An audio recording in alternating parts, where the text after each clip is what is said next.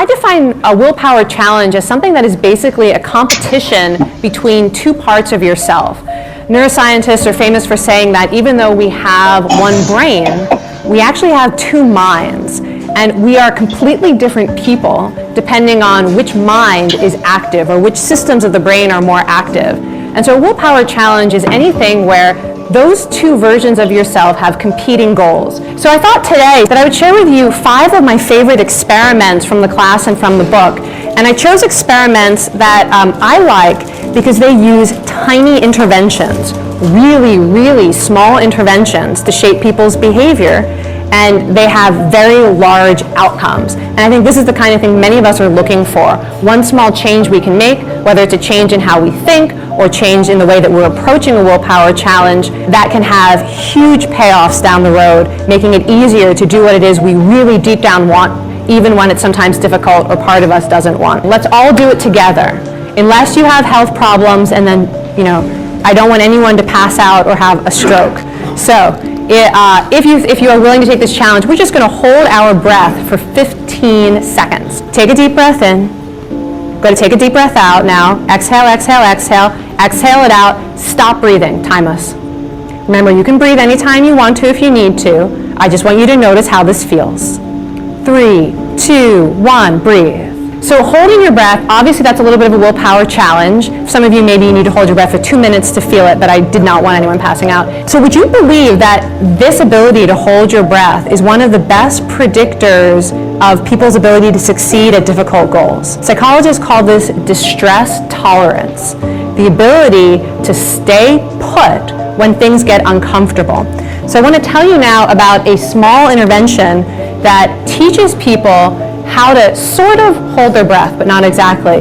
How to basically ride out physical discomfort that gets in the way of making a difficult change. I'm going to tell you about 2 different studies that are basically using the same technique, so you can kind of pick your willpower challenge here. The first I call the torture chamber. And this was a study of smokers who wanted to quit but had been unable to.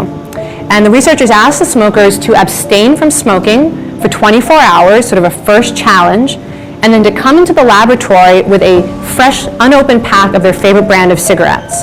So all the smokers show up, they've got their pack, they are desperate for a smoke, and they even carbon monoxide tested them to make sure they hadn't smoked. So they were ready for a cigarette. They seated at a long table and asked to put away all distractions except for a lighter or match and their cigarettes. So you got a bunch of smokers now, they're ready. And then the experimenter is about to begin the process of allowing them to smoke. And she says through actually a microphone like that, you hear this voice that says, "Take out your pack of cigarettes." And everyone does, they're all excited, woo, stop. Okay, they have to wait 2 minutes now, and they're not allowed to do anything except look at their pack of cigarettes. Pull off the cellophane, okay, great. Stop.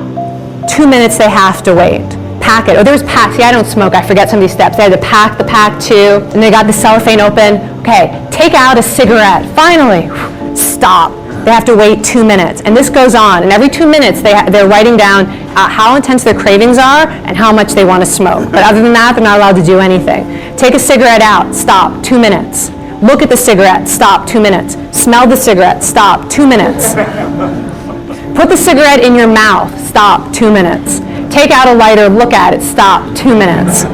This went on for over an hour. Nobody was actually allowed to light the cigarette. Okay. So here's I didn't tell you what the actual intervention was yet. Half of them before this happened had been taught a technique called surfing the urge, in which you learn to pay attention to the physical discomfort of wanting something. You give it your full attention, and you trust that you can tolerate those physical sensations. And if you just wait with patience, they will go away. That any craving, any emotion will eventually pass if you can just breathe and wait it out. That you don't have to act on every impulse or emotion. So that's the technique they were taught. They were surfing the urge. They were imagining those cravings as a wave that they were getting on, and they were just going to breathe, and they knew that it would eventually end, just like a wave. Before I tell you the results of this study, let me just give you the food one. The food one's a little bit different. They took people who had problems with self-control around food, especially sweets, gave them a clear container of Hershey's Kisses, transparent container, and they had to carry that box of Hershey's Kisses around with them for 48 hours and were not allowed to eat a single one.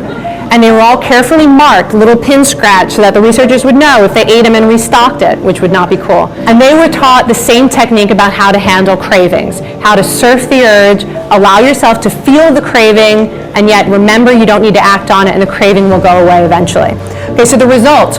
In this study, the smokers who had been taught how to surf the urge in that 1 hour torture test, they ended up reducing their cigarette smoke by 40% in the very next week. Even though the researchers had not asked them to. The control group did not reduce their cigarettes at all. And interestingly, in the people who had learned to surf the urge, there was now no longer a connection between psychological stress and smoking, which is actually, that's the main connection for a lot of people who are trying to quit. They're stressed out, they're anxious, and so they need a cigarette. And in this particular group with this intervention, it cut that link between stress and giving in. Probably because they had a tool for dealing with difficult feelings and emotions. In this study, the people who had trouble with self-control around food, if they were taught to surf the urge, 0 had a single Hershey's Kiss over the entire 48 hours. Whereas those who had been given other strategies, including distraction, ended up much more likely to give in and also really stressed out about it. So these are just 2 different examples of how surfing the urge can give us a lot of willpower for the things where we need willpower. You know, a lot of times I hear people talk about how important it is to build good habits, but the reality is sometimes you need strength to do something difficult. And there's no habit in the world that's going to make you not want a cigarette when you see it, or want a donut when you see it, or make you want to avoid something because you're anxious. There's a real impulse and a real feeling that you need to deal with. And this power of acceptance seems to be the best strategy for dealing with these difficult emotions, these difficult thoughts, and these difficult cravings. And any attempt to kind of push them away or get rid of them backfires, but being able to ride them out and imagine them as passing experiences that you don't need to act on has been shown to help a lot of different willpower challenges, including the kind of anxiety that leads us to not do things we know we should do. Intrusive thoughts, you know, that's a real willpower challenge. Sometimes our mind goes places we don't want it to go, to memories or to things we're imagining or to negative thoughts about ourselves and others. And research shows you can apply this same technique to a negative thought without having to act on it. It's been shown to improve weight loss. This technique of learning how to accept your own cravings tripled the long-term 1-year weight loss success rate among people who were in a really standard weight loss program. If you want to apply this technique to any willpower challenge yourself, here's what that small intervention would look like for yourself. Here's what people were taught in both of those studies. And the first is this mindfulness, to allow yourself to feel what you're feeling or think what you're thinking, and to actually attend to the experience rather than immediately try to escape it. So if you're hungry, actually notice, like, what does hunger feel like in my body? Or if you're anxious, what does anxiety feel like in my body right now? And then to actually just breathe it out. Use the breath as a source of stability. You know what you're feeling, take a few breaths, and then broaden your attention out and look for the first opportunity to recommit to your goal.